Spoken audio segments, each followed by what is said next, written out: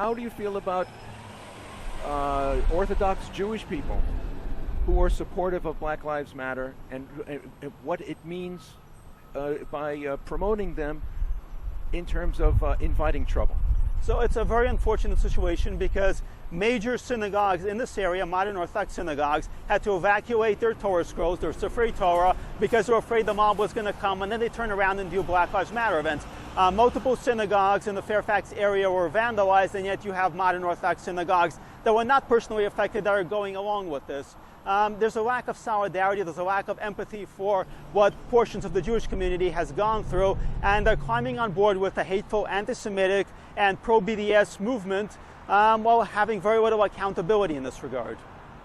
How do you feel about the shops which have painted "We love BLM" on their windows or in their signs when they are kosher restaurants and Jewish-owned businesses? I mean, it's like people in Germany who are Jewish handing out swastika flags and hoping that they're, what these signs convey a simple message. Please don't hurt us, please don't smash us, please don't destroy our livelihoods. The fact that this is going on in America at all is utterly disgusting and really redolent of the worst days of our history and of European history.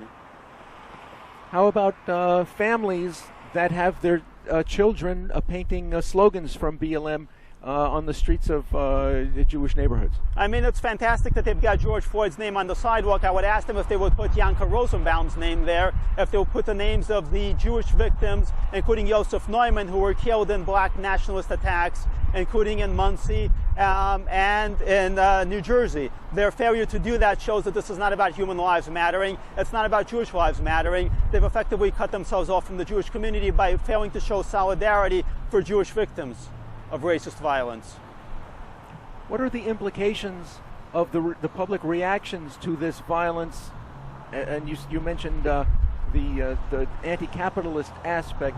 What are the implications for the November elections and the future beyond the election? Well, so there are people who are on board with this who do not really understand what its political message is. A lot of people have been told that this is just a movement to protest this horrible thing that they saw on video.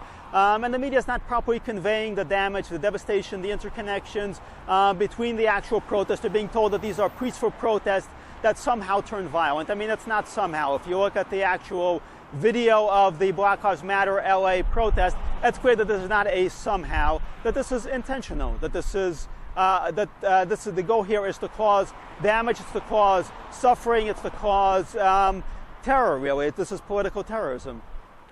And what about the distinction that some are trying to make that BLM is a worthy cause that has been hijacked by Antifa for violence? That's a ridiculous assertion that's coming out of some conservative sections of the internet. The basic reality is we have a continual pattern with race riots throughout American history. If you go back 100 years or so, you have a radical leftist, white leftist fringe that attaches itself to these riots, and they do some of the damage, but the bottom line is the accountability goes on everybody. Black Lives Matter has been backed by the Ford Foundation. It's backed by major organizations, and they provide much of the actual foot soldiers in there. You have white leftists and white anarchists and white Marxists and so on who are doing a certain amount of the damage, but they get their responsibility. Black Lives Matter is not a legitimate movement. The very fact of the name itself, which seeks to deny the idea that all lives matter, pretty clearly lays out the fact that this is a supremacist movement. Its founders have been black nationalists and supremacists. Their politics are open. It's anti-Israel, it's anti-Semitic, it's anti-American at the most fundamental level.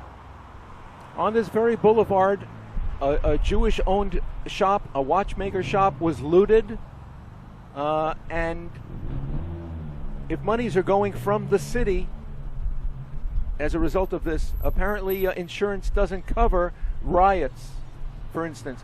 Do you feel that the city or state or county have a responsibility to reimburse merchants who may have had their lives devastated? So this is something you hear in the media as a narrative, that it's okay, the businesses have insurance. A few things. Some insurance covers riots, some don't. A lot of businesses, because of the lockdowns, they had to close down, and they actually couldn't continue paying their insurance policies, or they decided to let their policies lapse. so they're not covered at all. And even those businesses that are covered, keep in mind, just like health insurance and the other kind of insurance, there can be a high deductible for these policies, which means they're going to get something back, but it's going to be a fraction of the cost. And certainly when you have demonstrable cases where, first of all, politicians supported the actual protest that led to the riots, and two, where they pulled back the police, they should have a very good case for actually getting reimbursement from the city, because the city encouraged the violence and failed to actually control it. What faith or organized religion do you follow? I'm an Orthodox Jew.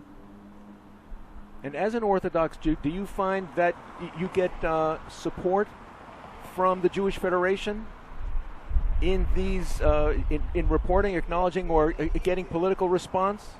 So the Jewish Federation has completely said that it has no interest in dealing with this, that it intends to ignore it, that it intends to express concern that it's actually going to distract attention from the BLM cause, which is itself own kind of outrageous. But generally the federations are very much a secular and left-leaning body, which have very little interest and concerns when it comes to more traditional Jews.